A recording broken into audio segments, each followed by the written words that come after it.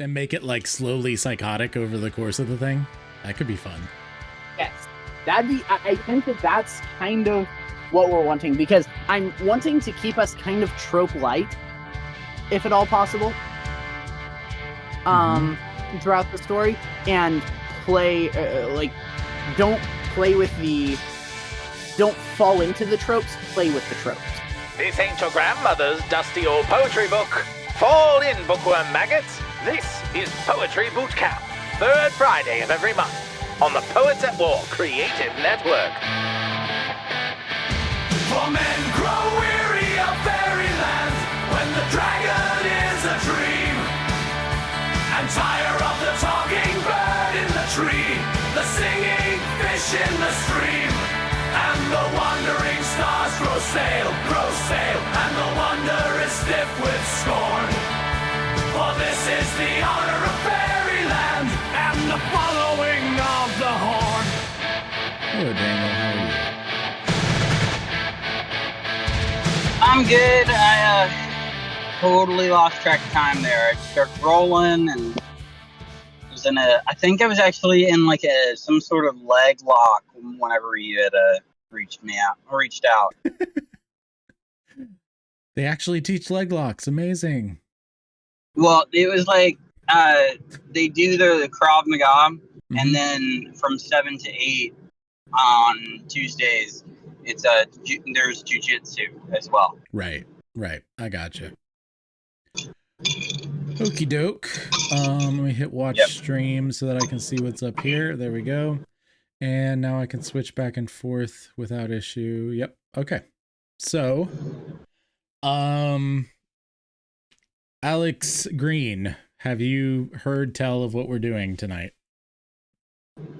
I've heard a little bit of it. So basically, the three of us are working on writing an epic poem and kind of going through the motions to create said thing. And basically, I'm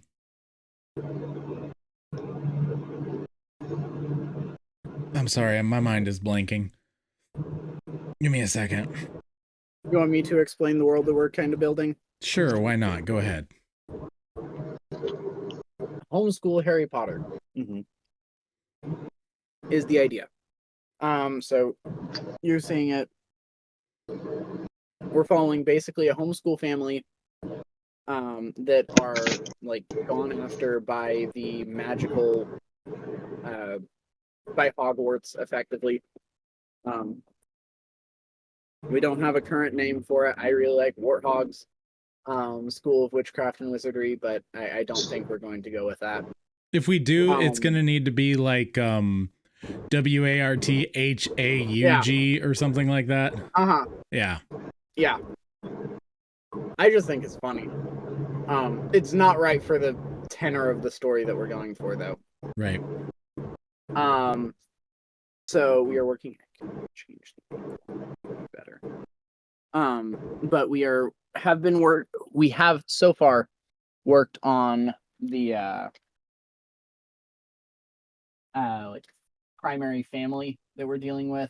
A little bit about the world. I'm working on the map because that's the thing that I like doing. And I don't actually remember what else we worked on last time. We did a lot of character work, kind of mapping out the main family, along with a few other things. Generally speaking, the main thing that I am trying to get in my brain is character motivations, and we've gotten the family kind of down, I think. I do think we really kind of need to delve into the school, the antagonist school, in this regard, slash the government, slash whatever it is that we're creating as the main antagonist for this series. That's kind of where my mind goes next, but I'm willing to work on anything. I needed to be a little bit more crafting on the first episode, I feel like, but I kind of want to open up and let you guys start taking a little bit more on this and do a little bit more of guiding depending on the situation. So And I feel obligated to say, I'm so sorry to interrupt. I feel obligated to say home safe and without incident. good. Get yourself together, job. and we're already kind of going, but like you can jump in when you can jump in, no big deal. So I am still working on the map, but I can multitask, do other things, talk about other things while I'm doing that. okay. So, Well, I guess I have worked on it a little bit Mhm. in the interim between last episode, but obviously I've been a touch busy. Right. For those who don't know, Alex got married. We all met up in Oklahoma, and it was much rejoicing. So many of the Freaking brood got awesome. together, and it was wonderful. And Debbie married Alex, and Alex married Debbie, and it was beautiful. And like I said, much rejoicing. So,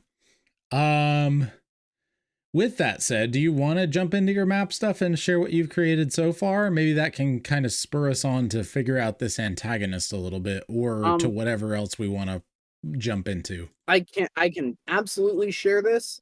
I will warn, it is not terribly impressive.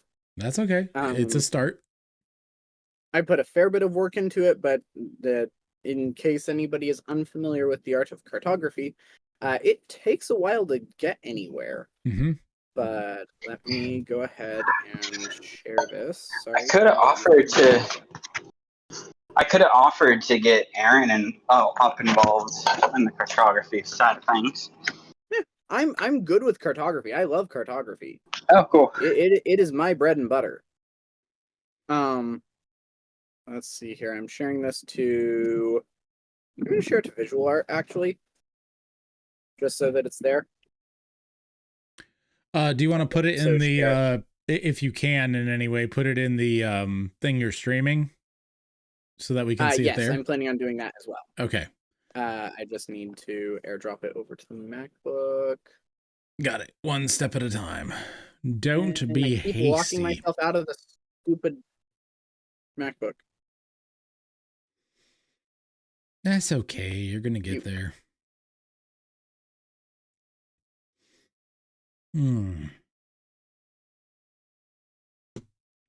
These are the steps that it takes to create an epic poem. Lots and lots of putting things together. So okay, let's see here. Options. I need to stop streaming, start streaming again. Next. Got a fly in here. Share this window. Okay, there we are. All right, let me hit that. And okay. Let's. I like the kind of tri-peninsula thing you got going there. Yeah, so this is very loosely based off of Europe. Yeah, I was noticing that. Yeah, is the field that I'm going for. So, whoa. Okay, one sec. There we are. That's how we do it. Okay, so over here is England. Mm-hmm. And the like if we're going off of the Europe analog, I've moved England from up here Scandinavia territory to out past the French peninsula, Spain, etc. right above the Iberian Peninsula. Yeah. So this would be our Iberian Peninsula analog. This is the French Peninsula. Mm-hmm. And then obviously there is this claw right here. I've specifically kind of designed. I'm thinking that something magical happened here. Yeah. And caused a massive just break in the geography because you don't get that type of island chain naturally.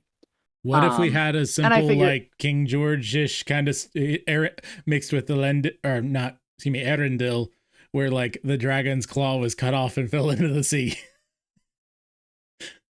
I'd be good with that. I have it specifically set up to where there used to be 3 mountain ranges there. Uh-huh. And the mountain ranges collapsed.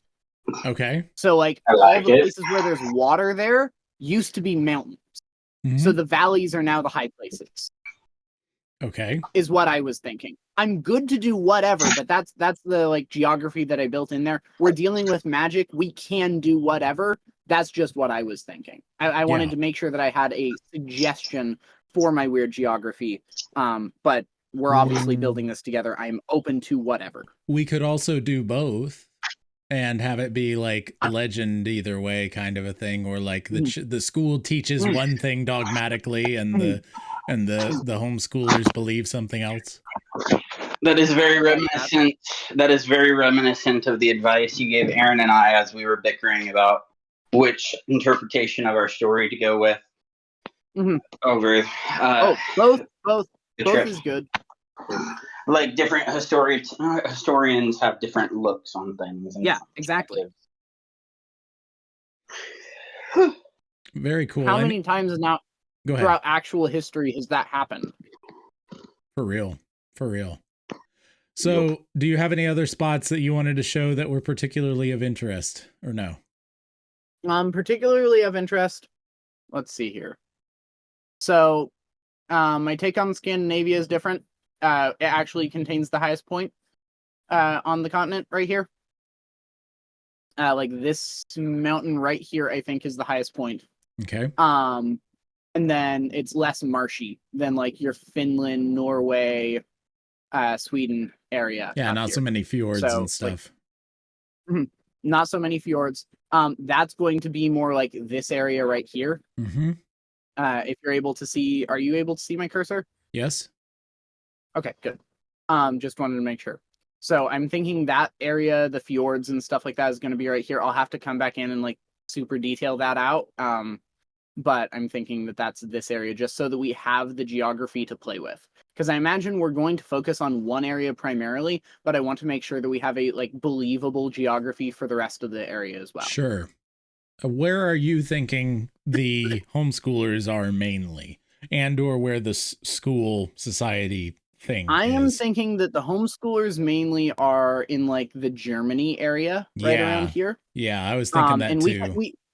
I'm thinking either the Germany area or like this area right here that'd be like way lower France or Portugal's over here. I was kind of thinking the southeastern right Germany area, kind of near Czechoslovakia, okay. Prague.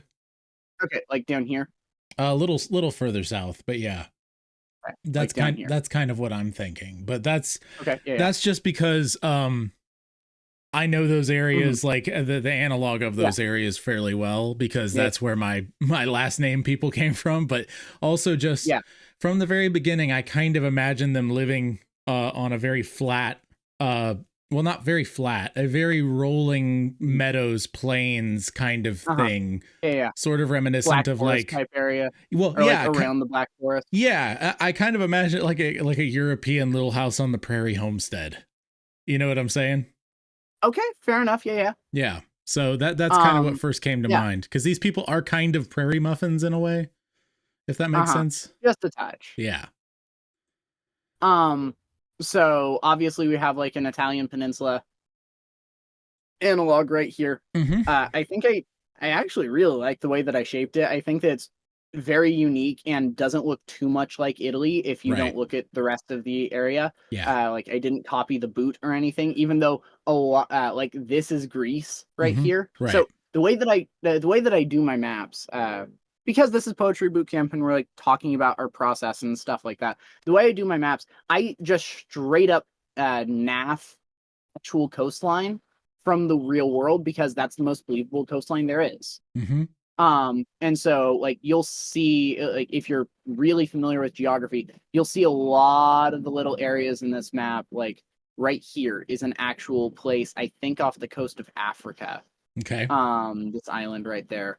Actually a lot of this Italian peninsula analog coastline is taken from the Italian peninsula, just super zoomed in instead of wide out. Like this right here is Greece. I pulled a little bit of Greece for the tip there because I thought it'd be funny to have Greece be the tip of the Italian peninsula.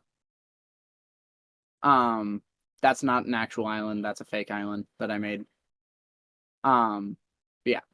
So that's the world that I have down here. And then obviously we have like, this is the Mediterranean Sea analog down here, which will be fun. The Straits of Gibraltar are completely missing. So that will obviously change some of the dynamics as far as like the culture goes. This actually is, however, the Straits of Gibraltar right there. Right. That's just the Straits of Gibraltar entirely copied because it's a fantastic little piece of geography. Mm-hmm. Why aren't you working? Please work. All right. So there we are. There we go. Look at that. Look at that. That's just such a great piece of geography. I couldn't not steal it. Yep. All right. Well, we have this is slightly different, but yeah. We have a little something to go off of. Thoughts toward our antagonists, the school, some of the other things we thought about. We had a little bit on the last one, but I'm trying to let's get some concrete on this rebar we've put down. What did we talk about last time? Well, we talked about kind of there being an overarching federal government that has some kind of allowance for homeschooling, but it's closing. We have a push for institutionalization in places where they're overreaching, trying to bleed into places where they really don't have jurisdiction, that kind of a thing. That's kind of what we want to play with. I really, working in the academy setting that I do and seeing some of the stuff that I've had in the last couple of weeks, I really want to make something that touches on the theme of the pacification of boys. Mm-hmm. Yep. And I really think you could do something with that. Just, you could show how, like, my brain is still, okay, my body needs to be positioned in this way to pull his joints out of place in this way mode. But yeah, the pacification of boys as a theme to touch on could be quite interesting. For sure. And could play nicely into the, like the academy is trying to tame the magic. They're trying to make it tame and safe and palatable when it's not supposed to be that. I'm not so sure about that with the magic necessarily. I think that yes, but no. I think the one thing that I'm thinking is probably different is magic is viewed more mechanically in the academic setting. And it's not so much about safety as it is about like predictability. Soldiers of inspiration, secure your fortifications. We're momentarily stepping back to regroup in the realm of commercials. Are you looking for thought-provoking Christian perspectives that bring unity across denominations? Then you'll want to check out Logosophia magazine. As a free online interdenominational publication, Logosophia publishes a variety of creative works like articles, stories, and poems on different theological themes each quarter. Their goal is to have respectful conversations that highlight our shared beliefs outlined in the Apostles', Nicene, and Athanasian creeds, as we clarify our differences. So if you want to dive deeper into your faith while learning from other Christian expressions, subscribe to Logosophia magazine today on their website or listen to their podcasts. We look forward to journeying with you. Citizens of the free world, sound the alarm! This is your cultural dispatch from the front lines of creativity. General Joshua David Ling and his valiant poets at war are locked in an epic struggle against the unholy trinity of artistic oppression. First, we face the insidious forces of boredom, turning free minds into enslaved masses. Second, the creeping plague of mediocrity, shackling storytellers with the chains of the mundane. And finally, lurking behind it all, the ultimate adversary, Satan himself, weaponizing tedium to ensnare the world in sin and sloth. But fear not, our band of bards stands ready, armed in the military styling of Tolkien and Lewis to combat the axis of ennui. Introducing Feed the Bard, one important way to support the ongoing efforts of your Poets at War. Your support keeps the Poets at War Creative Network, a bastion of artistic freedom, accessible to all. From epic poetry to stirring stories, we are crafting art that shatters the shackles of the humdrum.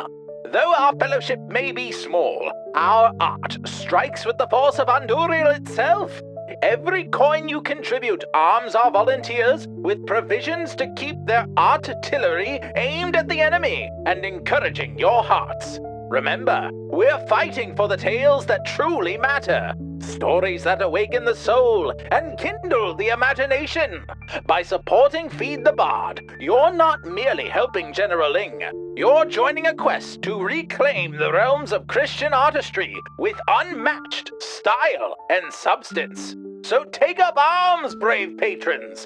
Feed the Bard today, and let us vanquish the forces of dullness with the combined powers of truth, beauty, and goodness. To support, please visit joshuadavidling.com/feedthebard. Feed the Bard, tuppence a bag. And we're back, my brave soldiers of imagination. Let the battle of thoughts and visions recommence on Poets at War. Does that make Yeah, sense? that's kind of, yeah, I'm kind of thinking those as nearly synonymous. Mm-hmm. You know, like they're not trying to be reckless. That's not what it is. It's just like they want the magic to fit a certain mold and they kind of want to restrict it more than it should. And Right. that kind of thing. Okay, so we have a little bit to go off of with that, but I guess, Can I throw an idea out? please, anything. So the idea that I was toying with, I heard it brought up. Your camera don't is remember what I off was for some reason, probably minimizing Discord or something. Yeah, one sec. I'm gonna fix my hot corners. No big deal. These things change. So twice this week, I have run into people quoting the C.S. Lewis quote about tyranny and how the tyranny of the people who think that they are doing the best for you, doing the best thing for you, the nanny state, are actually the worst tyrants of all. Right. The people who sincerely think that they are doing what's best for you. Right. So I think that it'd be a good idea to play off of that. What did you call it? The what Play off of state? that. Nanny state. That definitely sounds like that jives with what I have in mind. Yeah. I don't think that it's I don't think that it's against anything that you've said. So, do we want? The fact is, I think they work really well together. Do we want to kind of give a facelessness to this entire thing, or do we need? That's a lot harder to do, or do we need like a real like head honcho antagonist? And is that head honcho at the state level or at the school level, or do we kind of spread our antagonists out into an oligarchy of people? I'm thinking I have the vision of like the granny as like the head mistress of the school. Mm-hmm. But that's just immediately what kind of comes to mind, like the cranky Karen whipping up the spells and whipping the children and that kind of. Can't do umbrage completely. Yeah, no, we don't want to do we don't want to do umbrage. I actually don't think that that's a good idea. I don't think that the cranky Karen is a good idea. Well, like I I was like the not saying archetype that and we may was have the one, but yeah, you're good. I think that what we want is actually the like the pep squad leader who grew up, like the head cheerleader who is now like the superintendent of the school district or something like that. And because I don't think we want the principal. Well, we could take that to some crazy, ridiculous level of like, I would die for my school kind of thing. And make it like slowly psychotic over the course of the thing. That could be fun. Yes. That'd be, I think that that's kind of what we're wanting, because I'm wanting to keep us kind of trope light, if at all possible, throughout the story, and play, like, don't fall into the tropes, play with the tropes, if that makes sense. Sure. How about this? I think that that's going to, yeah, I was gonna do a little yes-anding to your character. You guys are familiar, at least minorly, with Jennifer Lopez, correct? Yes. Okay. She played yeah. Tip's mom in Home. Um, That's basically where I know her from. yeah. Well, she's getting older and she doesn't look it at all. She's just one of those celebrities that, and I think she does stuff, but I don't think it's nearly as much as other celebrities. She's one of those that just like Reba McEntire. She just doesn't look old ever. She's just that way. I mean, yes, she does makeup. Yes, she does surgery more than likely, but I'm sure it's a lot less than others. She just has those genes, those Latina genes. I'm imagining a tiny equivalent of a Latina in our world, who was the cheerleader, like you're saying, who was the petite, popular girl whose whole identity and power stems from her academic career. She's an overachiever to the max, both in things like the cheerleading and whatnot in sports, but also the academics. You know, she went to school for like 8 years and came back and just immediately got put in the place of the principal because she checked all the boxes. She has a master's degree. She can outdo you as far as your academics go. She is actually that smart. And that's an actual threat to the extreme genius that we're going to be having in some of our main characters too, from the family. And it will also keep us from strawmanning too hard. Right. Because I don't want to, strawmanning is never a good idea. So she's AOC, but smart. Yes. Yes, AOC, but smart. That's a pitch. Are you digging it? Yeah, I can see where you're stepping. I can smell where you're stepping in here, yeah. And once again, I feel like the characterization has to be she legitimately really cares for all of the students in her care. Yeah. She actually cares and legitimately thinks that we could almost structures and strictures of the government education system and the power of the government behind it is the best thing possible for the kids that she's working with. And she is 100% sold out to that. Yeah. I'm loving it. Go ahead, Daniel. I could definitely see this working. It's almost like a reversal of the Mary Sue trope. Like she can. Is anyone writing this down? No, but it is I'm not being in a good recorded spot where I can. Yeah, it is being recorded. Okay. If you want to jump onto the pages thing, I just scrolled down. If I can find it, so we can add the stuff. Well, I'm running all the recording stuff, and at this point, I think I need to keep doing that based on what I'm doing. Let me see if I will. It's almost like we're asking the question: what if the Mary Sue is the villain? Kind of, yeah. That's the vibe I'm getting. But she's not a moral Mary Sue. She's not a moral Mary Sue. If you look at it, I know, but if you look at it, the Mary Sues we get in modern media aren't either. They're just, that's the way they're portrayed. But if you actually look at their actions, they're just not. Right. So. But I don't think that calling her a Mary Sue is a good idea.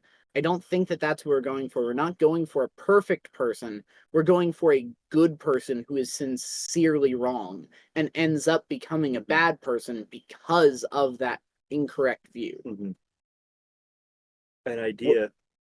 An idea that I was thinking of was, what if she had like a council of people to support her, to like help support her ideas, but they're just a group of yes men, that they're all just like, oh yeah, that sounds like a good idea, of any idea she brings up to him. I like the idea that she's hiring all her ex-boyfriends. Oh no! Super funny. It's like pull the lever, Kronk, except she's pulling the lever on that. Exactly.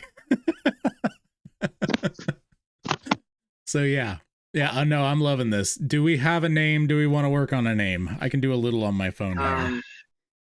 I am good with working on a name. I'm writing down the stuff that we just figured. I'm good with the state being more like fully conglomerate, just like faceless, whatever, and more just the power behind this woman.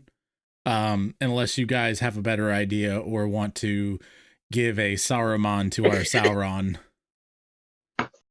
I think that we're going to be better off not having like the Secretary of Education or something show up. Right. I don't think that that's our best idea. So you think they should be faceless, basically? Like the state should be pretty faceless, and just kind of the power that she wields. Yes. Okay. I generally am in agreement. However, I do think that we want to put faces to it, but the faces are always the people down the chain. Like we don't ever, or at least not early on. Maybe near the end, but we don't put a face to the person who knows that what they're doing is the wrong thing. Right. We don't bring in Horace Mann until like the very end. One second, let me change. Anastasia Rosella. Anastasia Rosella. I like that. I like aspects of it more than I like it together. I'm ready to hear others. It's just my first volley. What was it again? Anastasia Rosella. Anastasia Rosella. I also like her, like the idea of her having a really long Spanish name that she uses when she's angry. Yeah. I like it. I like that. But her name that people would call her, that's on her plaque in her office, unless she gets mad and switches it out to the long one. Is Anastasia Rosella. Dr. Anastasia Rosella. Yeah. I like that. I think that works really well. Mm-hmm. It sounds warm, like, but also like uppity at the same time, if that makes sense. And I feel like that's exactly what we're going for. We are going for someone who should feel warm. Yes. Who's trying to feel warm. Who's honestly trying to do her best and is just completely wrong. Mm-hmm. Yep. So that's her working title, and if we come up with a better name, we'll come up with a better name, and we'll come up with the long name another time, I think, too. So we should have, hey, listeners, watchers, if anyone has a good idea for a long name of Anastasia Rosella, type it in the comments. Send Joshua an email. Let's do it. All right. Well, I think we've got a lot of motivation there. Just give her tons of power at the state level, maybe even more because she's just taken over, that kind of a thing, right? And the state toward the beginning of the series or whatever is voting on, giving her more power because she's actually able to do it. It's on paper, right? Does that make sense? Like she's coming out of college, taking over. Like they're like, yep, okay, she's the one. Rock and roll. When they're voting on new legislation, that can be a early thing that the family is talking about. Are they voting to give her more power, or are they voting on school choice legislation that is like tied in with the public education system? Maybe both, maybe all of the above. Maybe it's a complete total restructure because of something terrible that happened with the last ones. That's a good idea. That we can delve into. Hey Daniel, what was this? How do you want it phrased? The thing about the erasure of boys. Because I'm trying to put like our mission statement for what we're thinking with the villains down on paper. So I need to know how to phrase that. Because I just put the C.S. Lewis quote down. Something with like the idea of pacification. Goodness, I'm still in martial arts mode. My brain is just not here. That's okay. Say it in dumb Gen Z speak, and then we'll retranslate it.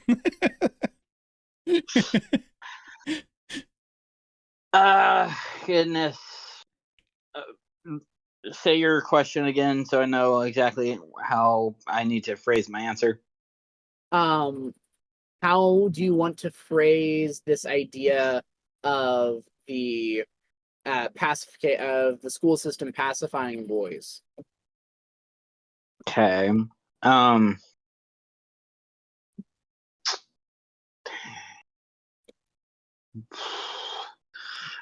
We might need to circle back to that. I need to think about that. Okay, I'm working on my own like formulation of it, and I want to see what you think of it.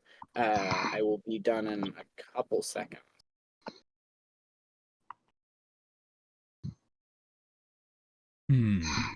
The institutional magical school system pacifies young men and boys because they will grow up to be the thorns in the side of the system. Honestly, I can right. pretty much. From their perspective, though, it's keeping the kids off the streets. Yes. Yeah, it's like keeping them from being troublemakers, but and brainwashed by their backwater parents. Right, but sometimes trouble needs to be raised. Sometimes you gotta challenge the system. Mm-hmm. Digging it.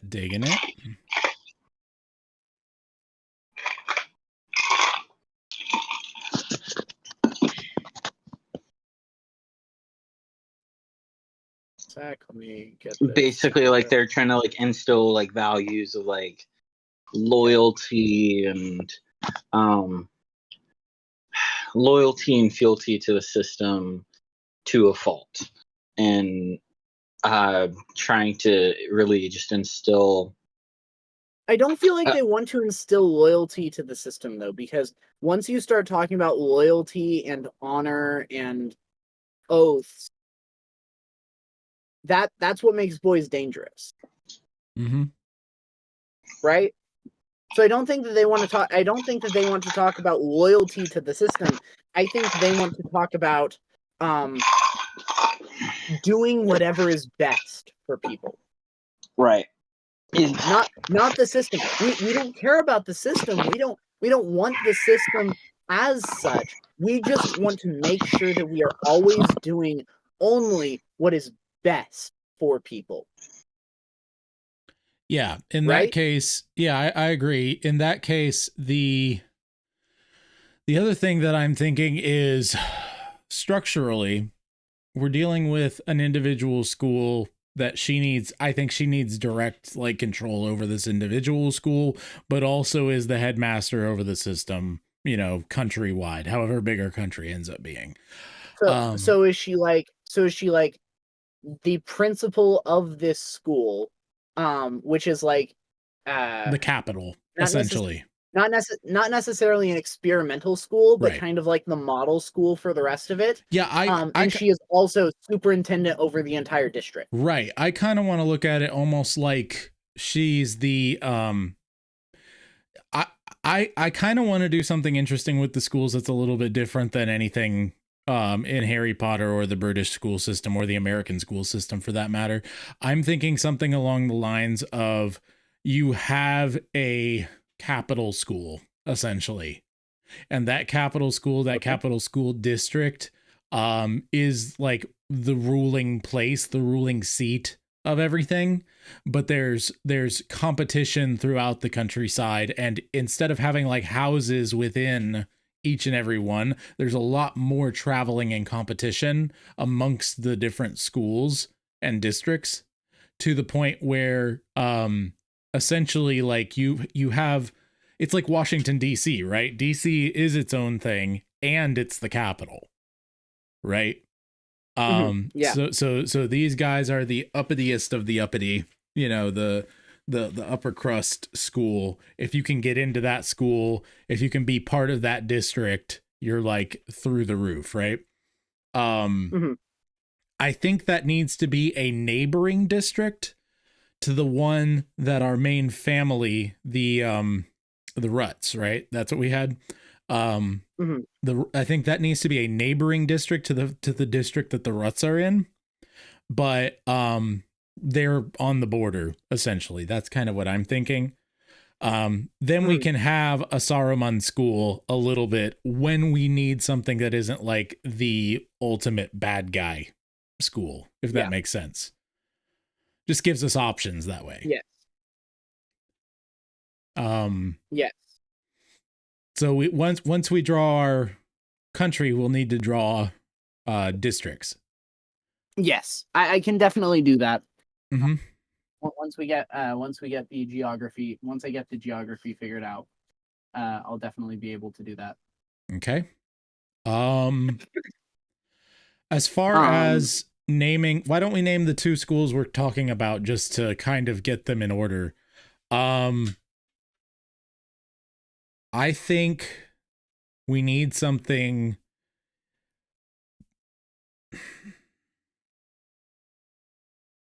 King's Eyrie for the main school. What do you guys think of that? King's Eyrie. I like King's Eyrie. Mm-hmm. And then something like Swamp Hollow, but just something basic like that for the secondary one. The district that they're actually in. Eyrie is E-I-R-I-E, right? Yeah, E-Y-E-R-I-E, I believe. E-Y-E-R-I-E.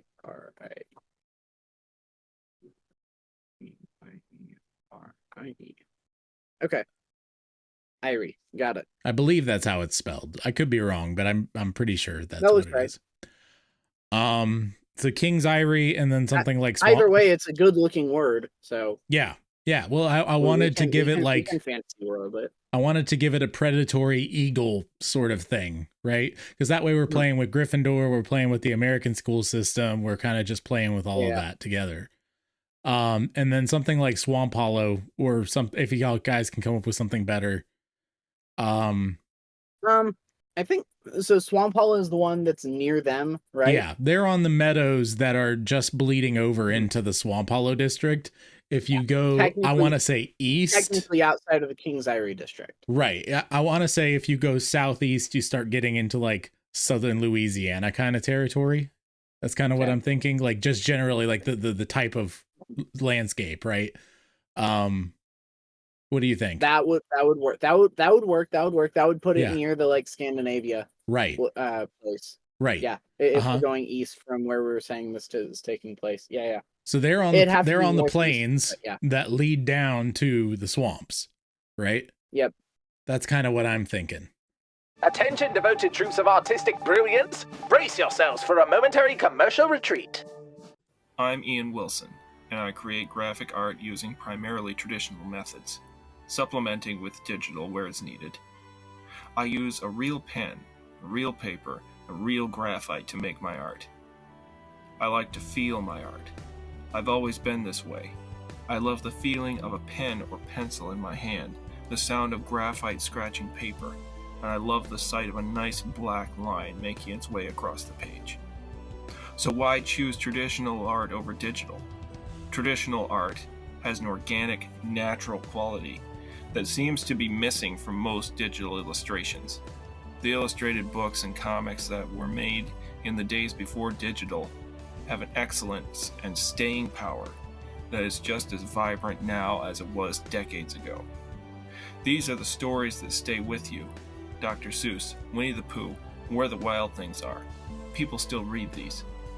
I'm currently working on my own graphic novel series, Legend of the Swordbearer, and I've also had the privilege to draw graphics for 2 motion comic series, along with illustrations for a small magazine, Logosophia magazine, and various book covers. Don't let traditional art fade into the dust. Help me keep it alive. You won't regret it. Visit my website at ianthomaswilson.com for more info. Are you looking to turn your book into an audiobook? Look no further than Joshua David Ling, your go-to professional audiobook narrator and producer. With his captivating voice and state-of-the-art equipment, Joshua delivers audio experiences that will keep your listeners hooked from start to finish.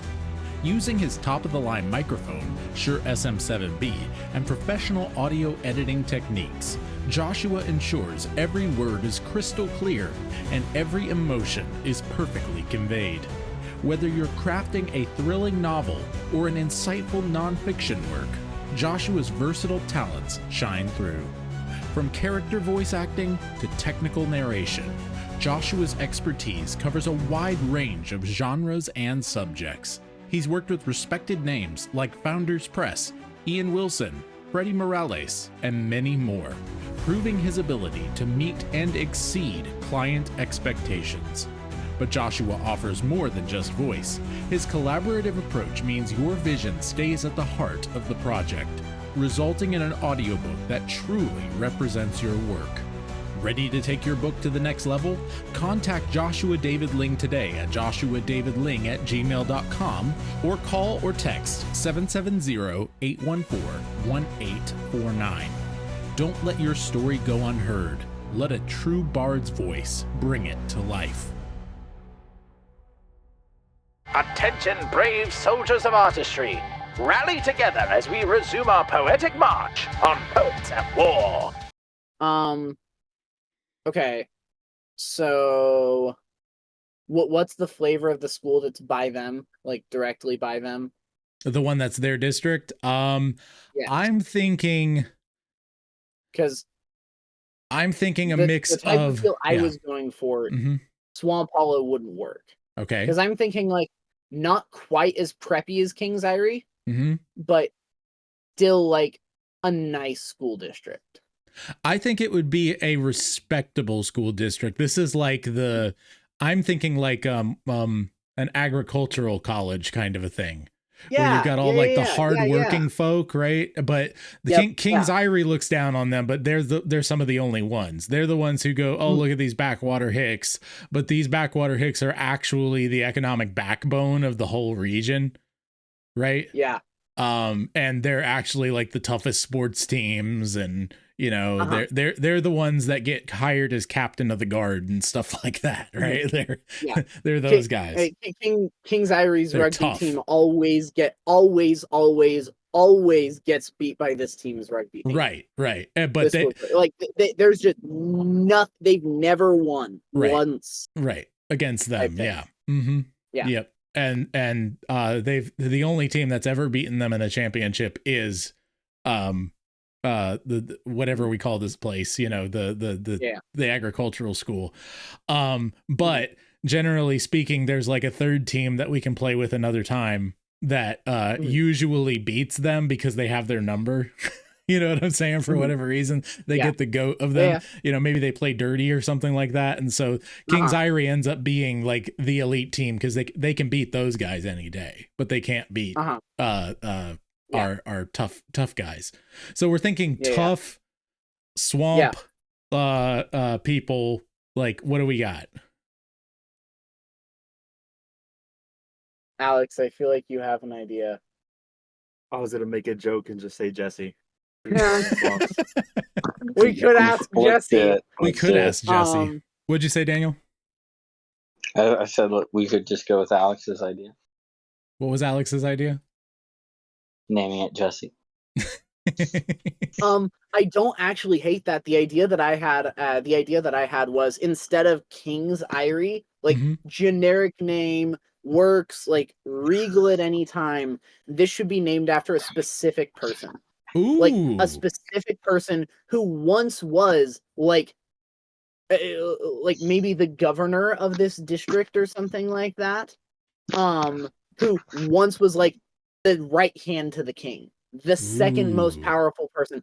And the district has kind of fallen out of favor since then, but it still has this like incredibly powerful historical name to the school. Sir Humphrey Academy. Something like that. I think that we want to go something like even more elite sounding than Humphrey, though. I was just thinking Humphrey because it sounds homely, right? It's like this homely tough dude. Yeah. Part of me wants to say like Hubert. I like Hubert. I think it has to be an H name. Okay. How about Hugh? Just Hugh. Yeah. Sir Hugh. Okay. Last name. So Hugh. I'm on A to Z quotes because I was copying the Lewis quote. Yeah. And the related authors are Joy Davidman, Lewis Carroll, G.K. Chesterton, J.K. Rowling, Douglas Grisham, and Georgie Henley. I think Hugh Grisham actually sounds really good. Hugh Grisham does sound good. Let me just consult the because I have a bunch of Hughes in my genealogy.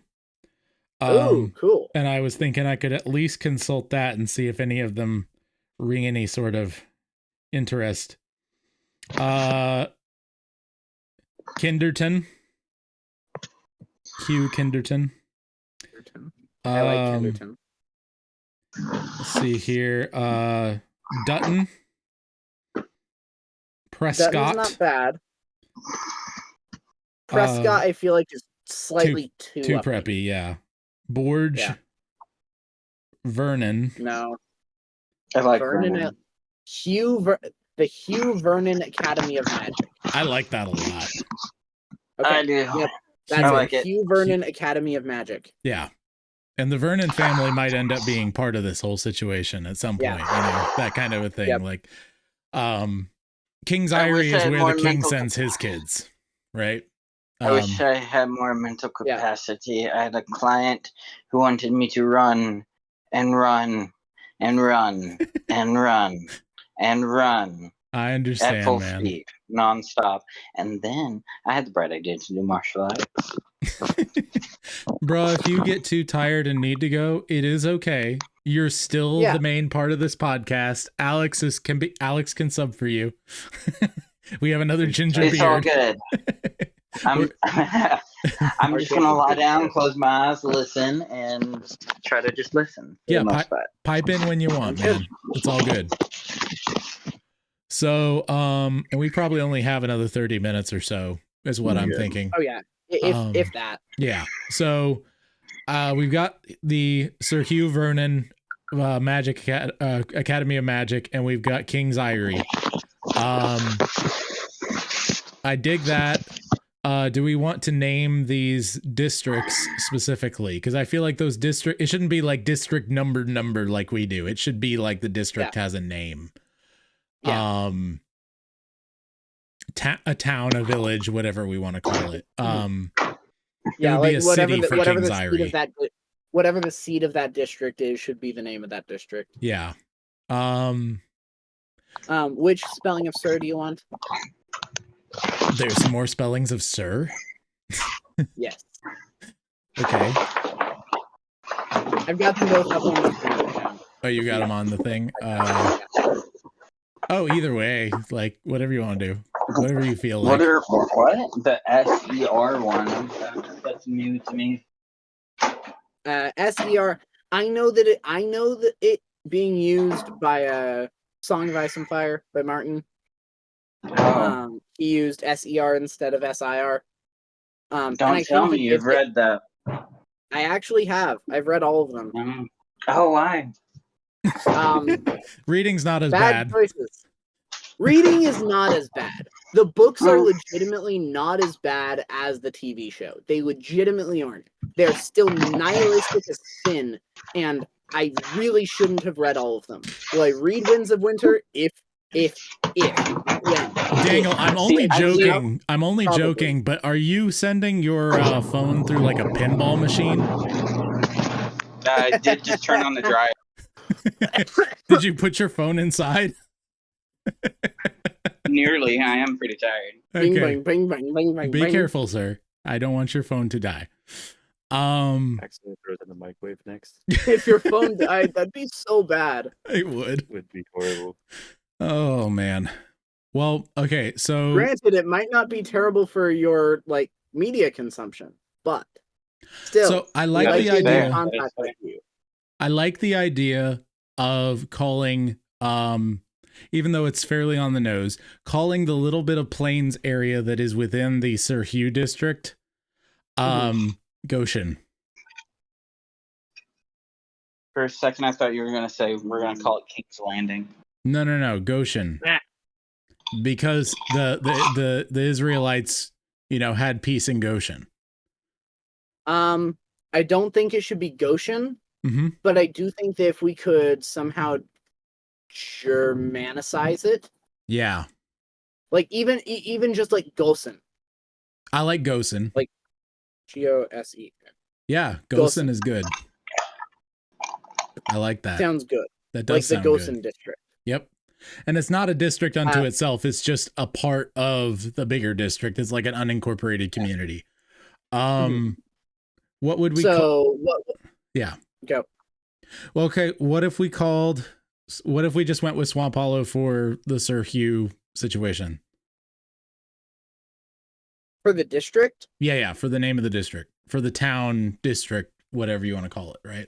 Where they have the borders for the Sir Hugh Vernon's School of Magic. I feel like Swamp Hollow still feels too lower class for this area. Mm-hmm. Okay. Like, can we be more generic and include the plains portion? Because you said that this is like right. This is plains leading down to the outskirts of the swamp of the swamp area, and then but it's primarily the plains. Right. Right here. Mm-hmm. So let's see. What's a word for a color in between brown and green? Hazel. That's a good question. Hazel is good. Yeah, no, hazel is good. Hazel's good. What about Hazel Plains? Hazel Hollow.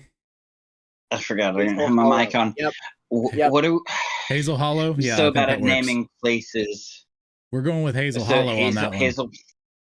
Yeah. What is Hazel Hollow? What is this? Hazel Hollow is the district that is assigned to the Sir Hugh Vernon School of Magic. It's this mostly swampy district with the plains to the north and west. Okay, yeah. And then I'm with you. Because Hazel Hollow, the imagery I get is like the pupil of like an eye of the eye. Mm-hmm. Yeah. Is the hollow and then the hazels around it, and then that's good. That's really good. I like that. Yep. I like. Okay, we should definitely do something with the swamp and an eye. Okay, make a note. Like, yeah. Okay. Making a note. All right. As far as that goes, I did the thing. Yay. So yes. And then we've got our king's district. This is where this is the capital of the kingdom. It's where the king lives. There's the castle there, and a couple miles away there's the King's Eyrie School. So we would call that I like it needs a suffix that would work with it well, but I like Ingle as a play on angle and England, that kind of a thing. But Ingle.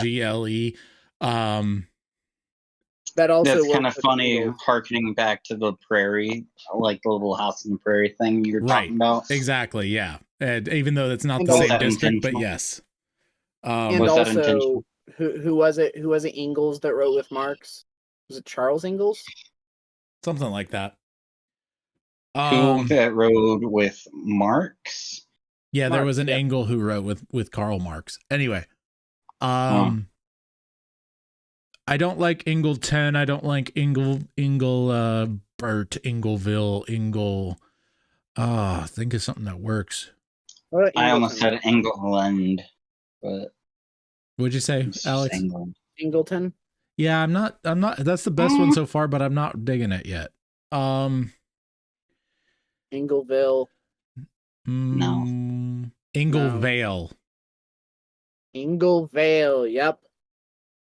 That's it. Inglevale. Okay. And that's the district name or the city name? I think that's both. It's the city district that is assigned to the King's Eyrie. It's the capital of the whole thing.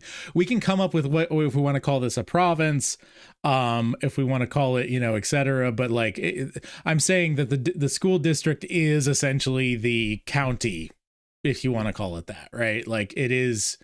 They're one to one. We could throw a reference to Jesse and Louisiana and call them parishes. I like that. I like parishes. Yeah, I'm calling them parishes. Yeah, I agree. That's all of what I wanted to cover tonight, for the most part. That's good. Yeah, we've ripped through this. We've gotten a lot done on like world building and naming, and given me a lot to work on with the nav. We're almost to where we can start outlining first episode kind of a thing. Almost. Or outlining a big chunk of like the overarching story. Yeah. For this season. And by next month, I'm hoping to get the entire document that we have here formatted correctly. Mm-hmm. So, because it's currently not formatted at all, and it hurts me to look at it. I hear you, but we'll get it together. Well, let me do a quick sign off, and then we can chat for a minute. Everybody, be your family's bard.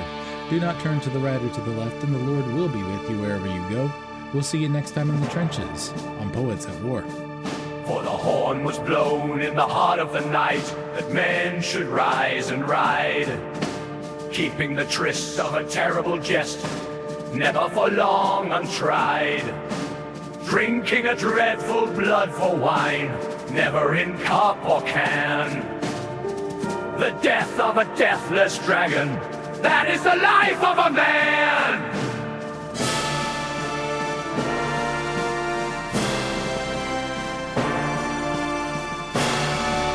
No mamby-pamby beatnik coffee lounges here. This was Poetry Bootcamp.